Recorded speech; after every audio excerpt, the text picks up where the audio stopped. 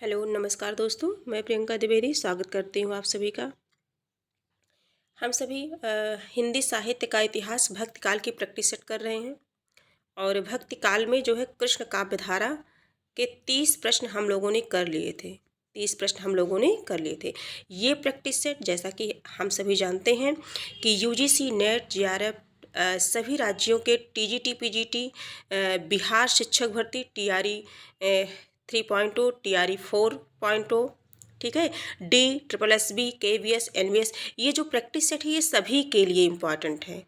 जितनी भी हिंदी से संबंधित जितनी भी प्रतियोगी परीक्षाएं हैं ये सभी के लिए इम्पॉर्टेंट है, हेल्पफुल प्रैक्टिस सेट है। और ये घटना चक्र है। क्या है?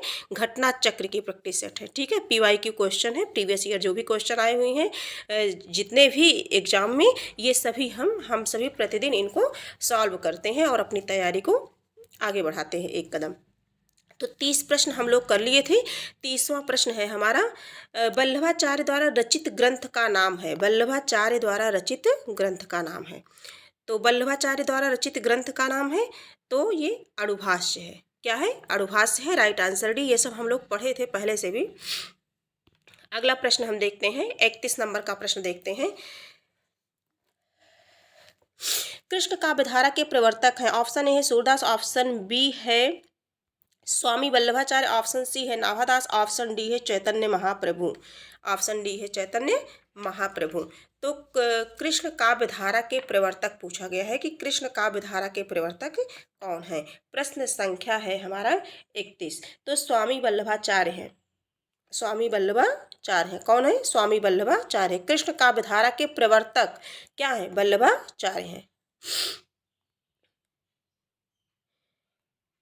प्रश्न संख्या 32 है, इनमें से कृष्ण भक्त कवि कौन सा नहीं है? कृष्ण भक्त कवि कौन सा नहीं है? ऑप्शन ए है सूरदास, ऑप्शन बी है रसखान, ऑप्शन सी है कृष्णदास, ऑप्शन डी है तुलसीदास। तो सभी जानते हैं कि नहीं है। तुलसीदास जो है ये राम भक्ति के हैं, राम भक्ति शाखा के कवि हैं। ठीक है, सूरदास रसखान तथा कृष्णदास तो कृष्ण भक्ति कवि हैं, जबकि तुलसीदास राम भक्ति हैं।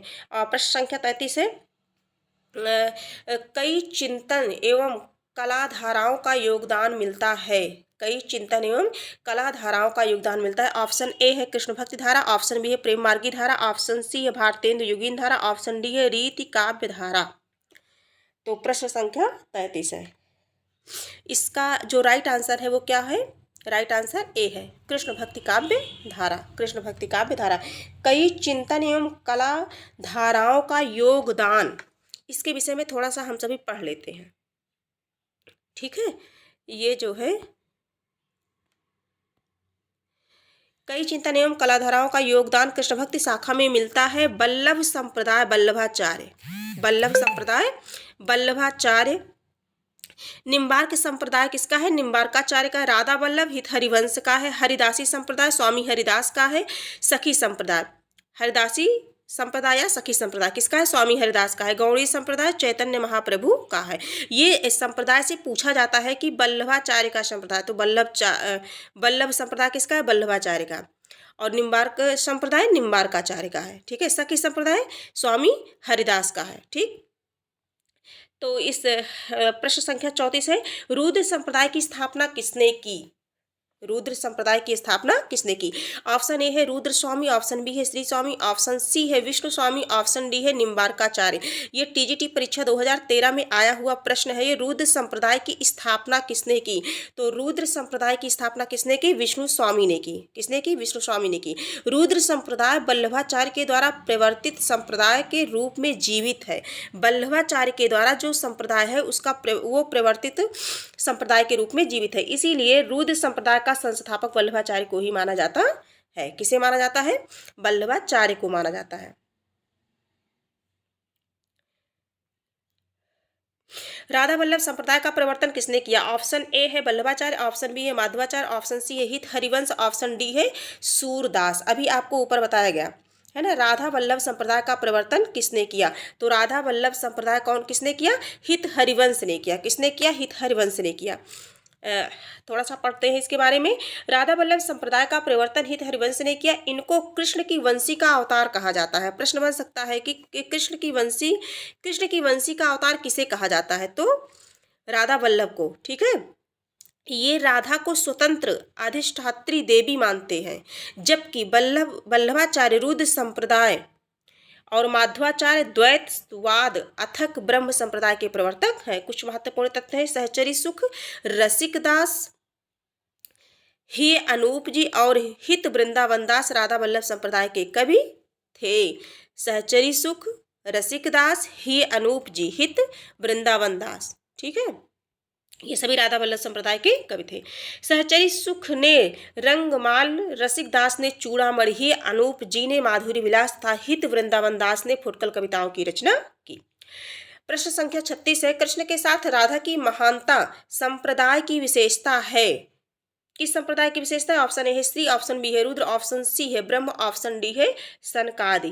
केंद्रीय विद्यालय पीजीटी, दिल्ली केंद्रीय विद्यालय पीजीटी परीक्षा 2015 में ये आया हुआ प्रश्न है। कृष्ण के साथ राधा की महानता, प्रश्न संख्या 36 है। तो कौन है? सनकादि संप्रदाय की विशेषता है। किसकी विशेषता है? सनकादि संप्रदाय की है। राइट आंसर क्या हो जाएगा? डी हो जाएगा।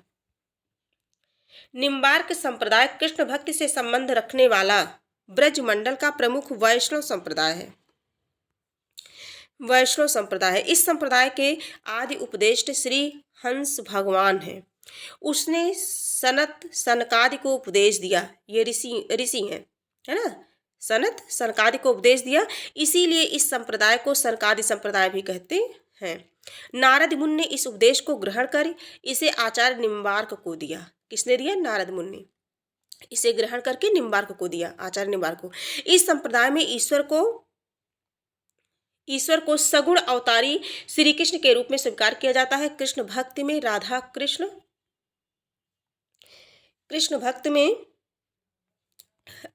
राधा, आगे देखते हैं, राधा कृष्ण युगल भाव स्वीकृत है। वाम भाग में वृषभानुजा राधा के, थोड़ा सा ये क्लियर नहीं आ रहा है। इस संप्रदाय में ईश्वर को सगुण अवतारी श्री कृष्ण के रूप में स्वीकार किया गया है। कृष्ण भक्ति में राधा कृष्ण युगल भाव स्वीकृत है। वाम भाग में वृषभानुजा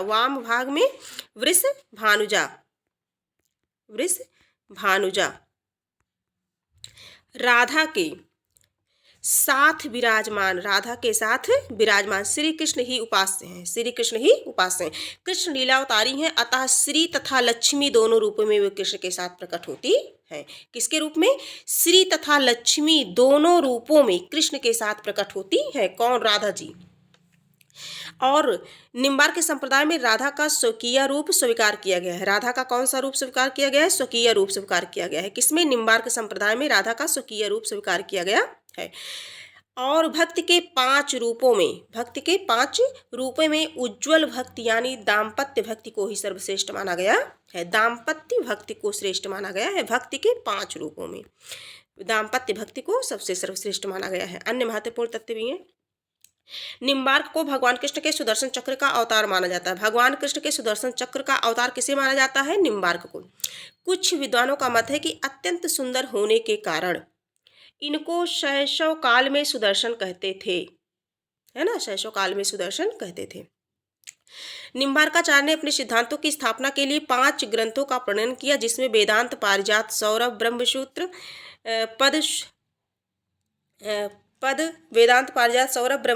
पद, स्वल्पकाय वृत्ति है, ठीक है।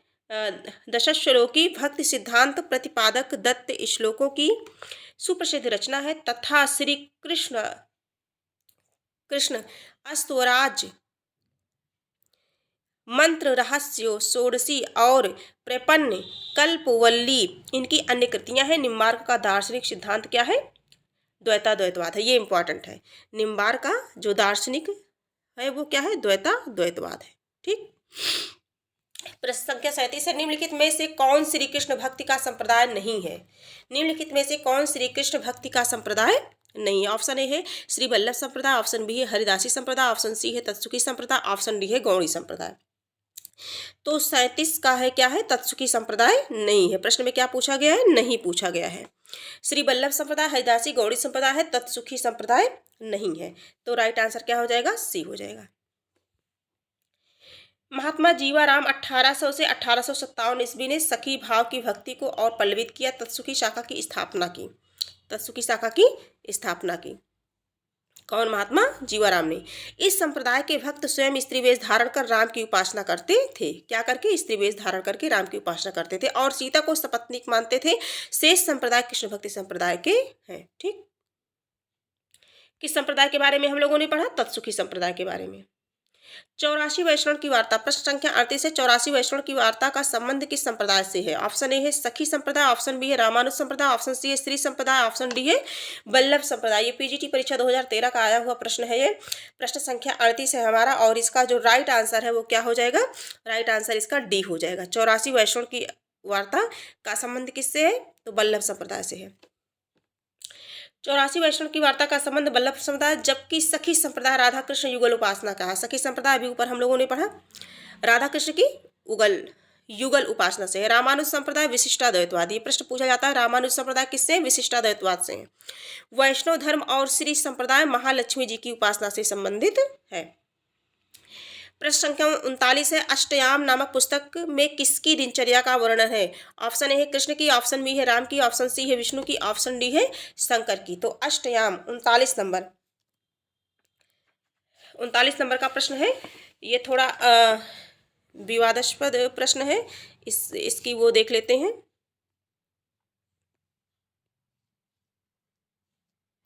अष्टयाम नामक पुस्तक में कृष्ण की दिनचर्या का वर्णन है। मध्यकालीन गौड़ी वैष्णव और हित वंशी कृष्णोपासक राधा कृष्ण को अष्टयाम के ही अपना वर्ण विषय बनाया है। राधा कृष्ण की क्रीड़ा की अखंड स्मरण भावना रागानुराग भक्ति का मूल तत्व है। अष्टयाम की परंपरा पद्म पुराण के पाताल खंड में भी दिखाई पड़ती है। कहाँ दिखाई पड़ती है? परंपरा पद्म पुराण के पाताल खंड में भी दिखाई पड़ती है। अष्टयाम की रचना कई लोगों द्वारा की गई है। जीवाराम ने अपनी अष्टयाम रचना में सीताराम की अष्टयाम लीला का वर्णन किया है। किसने? जीवाराम ने। कुछ ने अपनी रचना में राम की लीला का वर्णन किया है। यही कारण है, इसी कारण से इसको क्या कर दिया गया है? किसी ने राम की लीला का वर्णन किया है और किसी ने राधा कृष्ण की लीला का वर्णन किया है। तो इस प्रकार से यह क्या है? संदेह युक्त है। ठीक है, इसीलिए इसका नंबर जो है क्या किया था? उत्तर प्रदेश माध्यमिक शिक्षा सेवा चयन बोर्ड ने अपने प्रारंभिक इस प्रश्न का उत्तर विकल्प ए माना था, किंतु तृतीय संशोधित उत्तर कुंजी ने इसको क्या कर दिया? बाहर कर दिया, क्योंकि दोनों में है ना, इस वजह से। प्रश्न संख्या 40 है। क्षीर स्वामी किस धारा के कवि हैं? ऑप्शन ए है राम भक्ति धारा के, ऑप्शन बी है अष्टछाप धारा के, ऑप्शन सी है प्रेम मार्गी धारा के, ऑप्शन डी है निर्गुण मार्गी धारा के। तो क्षीर स्वामी किस धारा के कवि हैं? तो ये तो सभी जानते हैं किस धारा के कवि हैं। प्रश्न संख्या का 40 का कौन सा राइट आंसर होगा? तो ये किसके हैं? अष्टछाप के हैं। किसके हैं? अष्टछाप के। राइट आंसर बी हो जाएगा। अगला प्रश्न है। क्षीर स्वामी अष्टछाप धारा के कवि हैं, वे मथुरा के निवासी हैं। कहाँ के निवासी हैं? मथुरा के निवासी थे। इनका प्रारंभिक जीवन अत्यधिक उच्छृंखल और उद्दंडतापूर्ण था। किसका? क्षीर स्वामी का। ठीक है, ये कविता और संगीत दोनों में निपुण थे। उनके द्वारा रचित पदों की संख्या क्या है? 64 बताई जाती है। क्षीर स्वामी शीर्षक से उनके पदों का संकलन प्रकाशित होता है। किससे? क्षीर स्वामी शीर्षक से। ये बचपन में क्या थे? उद्दंड थे, है ना। और ये अष्टछाप के कवि हैं। किसके कवि हैं? अष्टछाप के। इनका जन्म स्थान कहाँ था? मथुरा था। 64 संख्याएं, इनके पदों की संख्या कितनी बताई गई है? 64 बताई गई है। कुछ महत्वपूर्ण तथ्य हैं, इन्हें भी हम जान लेते हैं। ये परीक्षा में पूछा जा सकता है, इनसे प्रश्न बन सकता है। अष्टछाप की स्थापना 1565 ईस्वी में किसने की थी? ये प्रश्न बनता है। गोस्वामी विट्ठल नाथ ने की थी। 1565 ईस्वी में गोस्वामी विट्ठल नाथ ने की थी। अष्टछाप में कवियों की संख्या कितनी थी? 8 थी, इसीलिए अष्टछाप कहा गया है ना। इन 8 भक्त कवियों में वल्लभाचार्य के 4 शिष्य थे, और कुम्भनदास, परमानंद और कृष्णदास। ठीक है, तो हम लोग इस तरह से पढ़ते हैं कुसुपक गच्छन।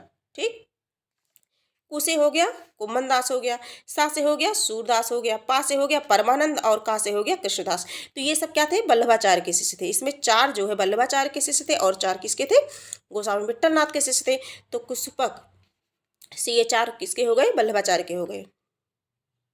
अब बचते हैं 4 गोस्वामी विट्ठल नाथ के। ठीक है, 4 शिष्य। गोस्वामी नंददास, छीत स्वामी और चतुर्भुजदास। अब छीत स्वामी के बारे में ही हम लोग पढ़ रहे हैं। तो छीत स्वामी जो है विट्ठलनाथ के शिष्य थे, ठीक है। गच्छन, गा से गोविंद स्वामी, छा से छीत स्वामी, छा से चतुर्भुज, है ना, चतुर्भुजदास, ना से नंद, ठीक। ये आठों भक्त श्रीनाथ जी के नित्य लीला में अतरंग सखाओं के रूप में सदैव उनके साथ साथ रहते थे। इसी मान्यता के आधार पर इन्हें अष्ट सखा भी कहते हैं। वल्लभ संप्रदाय में सेवा विधि का बहुत ही सांगोपांग वर्णन है। और अष्टयाम की सेवा मंगलाचरण, श्रृंगार, ग्वाल, राजयोग, उत्थापन, भोग, संध्या आरती और शयन को इस संप्रदाय में बड़े समारोह से स्वीकार किया गया है। ये जो ऊपर पढ़ा गया अभी, ये सब जो है इम्पोर्टेंट है। अष्टछाप की स्थापना 1565 ईस्वी में किसने की थी? ऑप्शन ए है गोकुलनाथ ने, ऑप्शन बी विट्ठलनाथ ने, ऑप्शन सी वल्लभाचार्य ने, ऑप्शन डी है निम्बार्काचार्य ने। तो प्रश्न संख्या 41 है। अभी हम लोगों ने इसे पढ़ा, तो किसने की थी? विट्ठलनाथ ने की थी। किसने की थी? विट्ठलनाथ ने।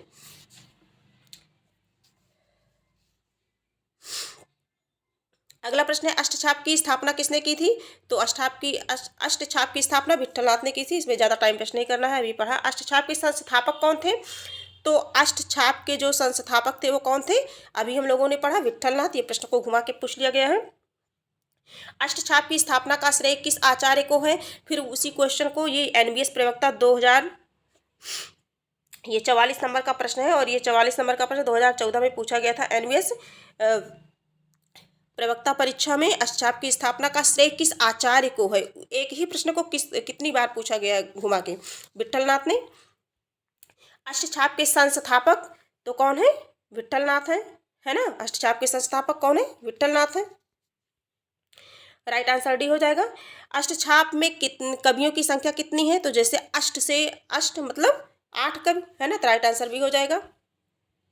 अष्टछाप में कौन सम्मिलित नहीं है? कुसुपक गच्छन, कुम्भन दास है, छीत स्वामी है, केशवदास नहीं है। केशवदास जो है ये रीतिकाल के कवि हैं, है ना। कुछ लोग इन्हें भक्तिकाल का भी मानते हैं, रीतिकाल के कवि हैं, बाकी सभी इसमें हैं। अगला प्रश्न है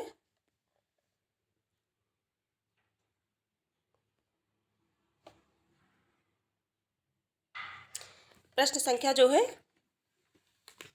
48, है ना। प्रश्न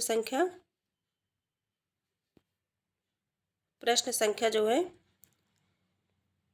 अष्टछाप की स्थापना किसने की? तो विट्ठलनाथ ने। ये सारे क्वेश्चन हुए। अष्टछाप के संस्थापक ये सब पढ़ चुके हैं हम सभी। 45 अष्टछाप के संस्थापक तो कौन है? विट्ठलनाथ है।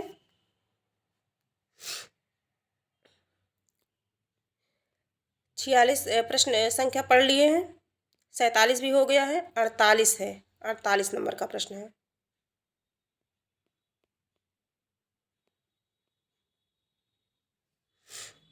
अड़तालीस नंबर का।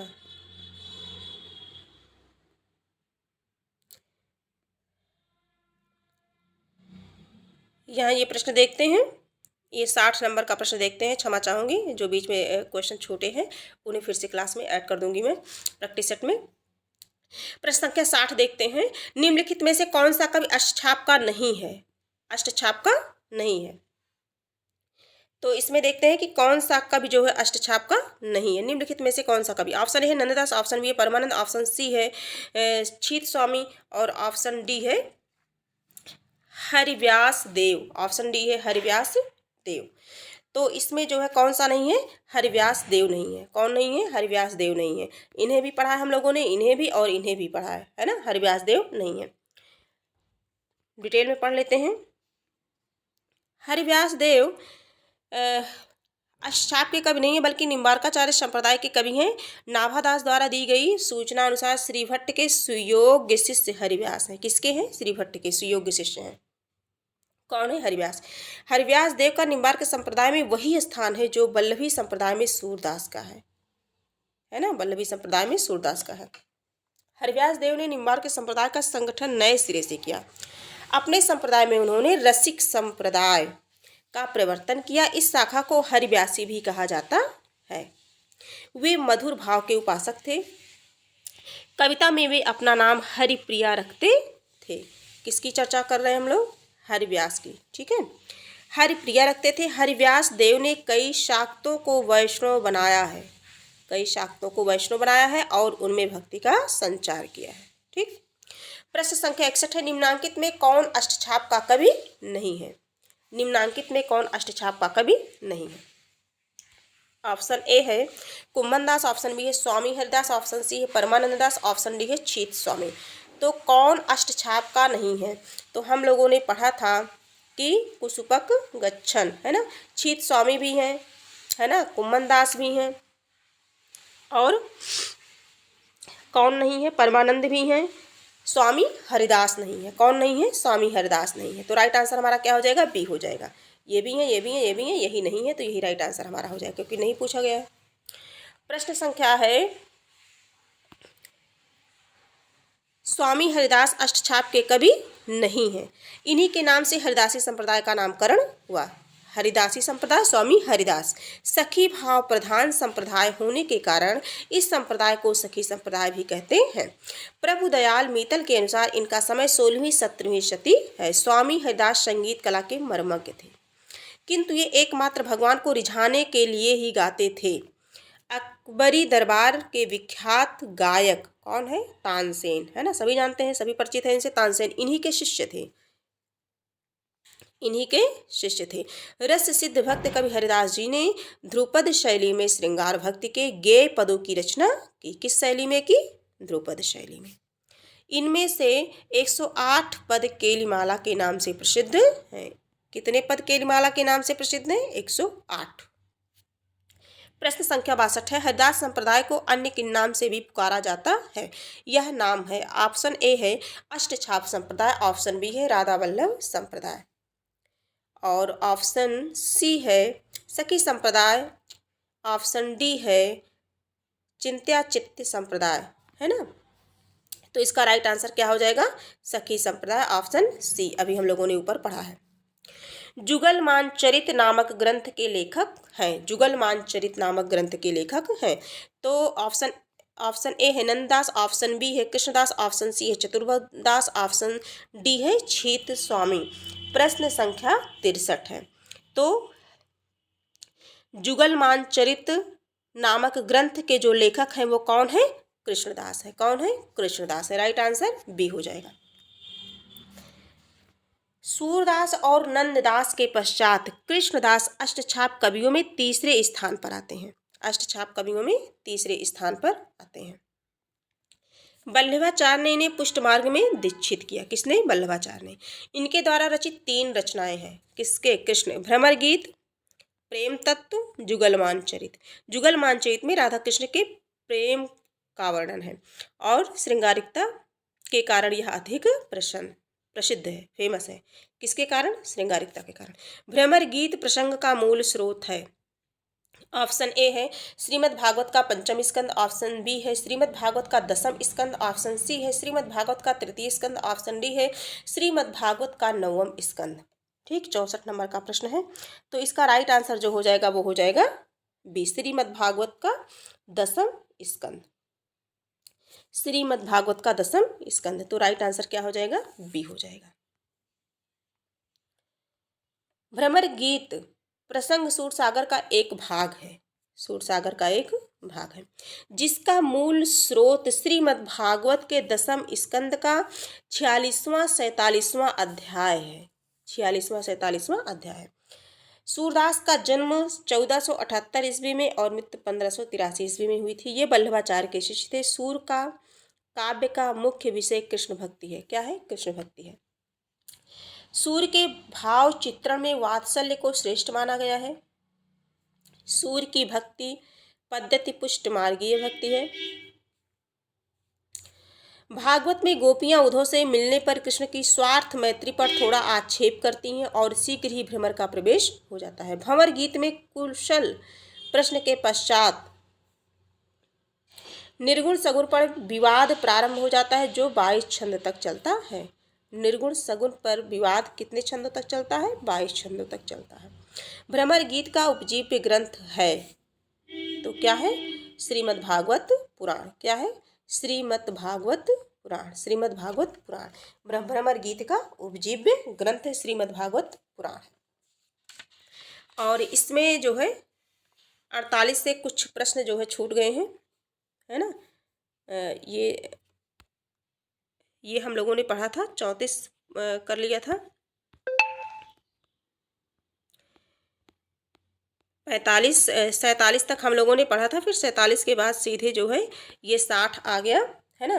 तो 47 के बाद 48 नंबर का जो प्रश्न था, इनमें से कौन अष्टछाप का कवि नहीं है। तो अष्टछाप का कवि नहीं है, 3-4 क्वेश्चन है, इन्हें हम लोग ऐसे पढ़ लेते हैं। अष्टछाप का कवि कौन नहीं है। तो अष्टछाप के कवियों में है कुम्भन दास है, सूरदास है, चतुर्बुद्ध दास है।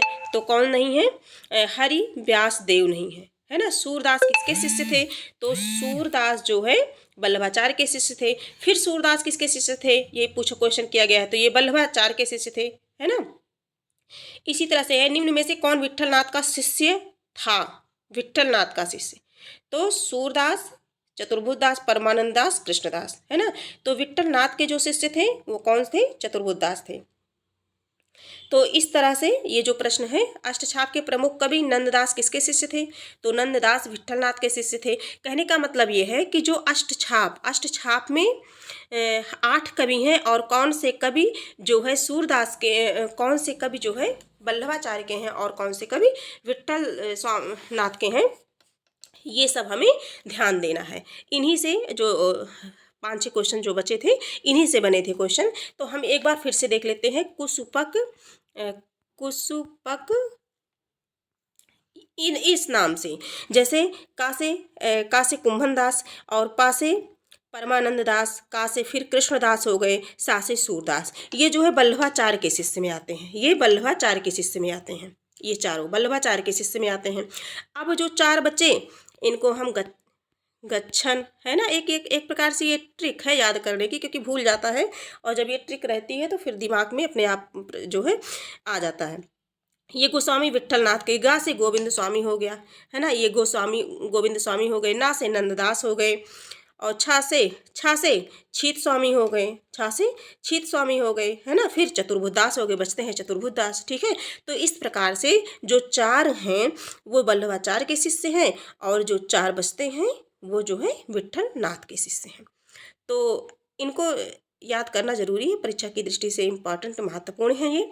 इस प्रकार से आज हम लोगों ने क्या किया, आज हम लोगों ने कृष्ण भक्ति काव्यधारा से जितने भी प्रश्न बनते थे, उन प्रश्नों को भली भांति सरलता पूर्वक सहजता से जो है उन्हें उनका रिवीजन किया, उन्हें समझा और उन्हें तैयार किया। अब अगली क्लास, जो अगली प्रैक्टिस सेट होगी आप सभी की, वो रीतिकाल पर होगी। रीतिकाल क्या है, रीतिकाल से संबंधित जो प्रश्न बनते हैं उन पे चर्चा हम लोग करेंगे। पिछली परीक्षा में जो भी प्रश्न आए हैं रीतिकाल से संबंधित, उनकी चर्चा हम अगली क्लास में करेंगे। इस प्रकार प्रैक्टिस करते हुए दिन प्रतिदिन हम एक कदम परीक्षा की तरफ हम सभी बढ़ते हैं। आज की क्लास यहीं, और आप लोगों से एक निवेदन है मेरा कि यदि ये प्रैक्टिस सेट क्लास जो श्रृंखला चली है प्रैक्टिस सेट की, आदिकाल फिर भक्तिकाल फिर रीतिकाल, मतलब क्रम वाइज हम रिवीजन कर रहे हैं। अगर यदि आप सभी को हेल्पफुल लगे, उपयोगी लगे, तो प्लीज़ ज़रूर जो है लाइक से और सब्सक्राइब करिएगा, क्योंकि आपका एक लाइक और सब्सक्राइब हमारे मनोबल को बढ़ाता है और मुझे मोटिवेट करता है, मुझे क्लास बनाने के लिए मुझे प्रेरित करता है, और आपके प्रेम और सहयोग सपोर्ट की मुझे अत्यंत आवश्यकता है। और आज की क्लास बस यही समाप्त होती है। धन्यवाद।